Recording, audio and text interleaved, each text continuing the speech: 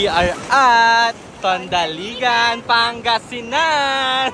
Kung wala ka pang ang plano, etong long weekend, bakit hindi mo subukang magpunta sa Tondaligan, Pangasinan? Dito nga ay nakilala namin si Kuya Balueg na siyang may-ari netong kubo na pinag-stayan namin. Ang ganda nga nung pwesto niya kasi harap mismo ng dagat. Hindi ka na nga rin mamomroblema sa tubig dahil sa likod lang neto ay may sarili siyang gripo. Mayroon pang sariling ihawan na pwede mong hiramin. Bali dalawa nga itong kubo ni Kuya Balueg. At sa tabi nga neto ay mayroong parang tent na kung saan pwede kang magbihis. At isa nga sa activities na pwede mong gawin dito ay ang surfing. Pwede mo nga ring rentahan etong surfing board na ito at tuturuan ka ni Kuya Balueg. O diba? All around. At kung gusto mo namang mag-overnight ay pwedeng-pwede sapagkat mayroon silang napakalalaking camping tent na kasyang-kasya kahit 5 hanggang 7 na tao. Perfect nga ito sa mga couples na nagbabakasyon. O diba? Hindi nyo na kailangan magdala pa ng kung ano-ano. Kompleto na rito. Kaya kung gusto mo nga rin pumasyal dito, ay tawagan mo na si Kuya Balueg dito sa numerong to. Syempre, mawawala ba naman ang sticker ng Hari ng Kalokohan at Pizza Queen? Okay. O, diba?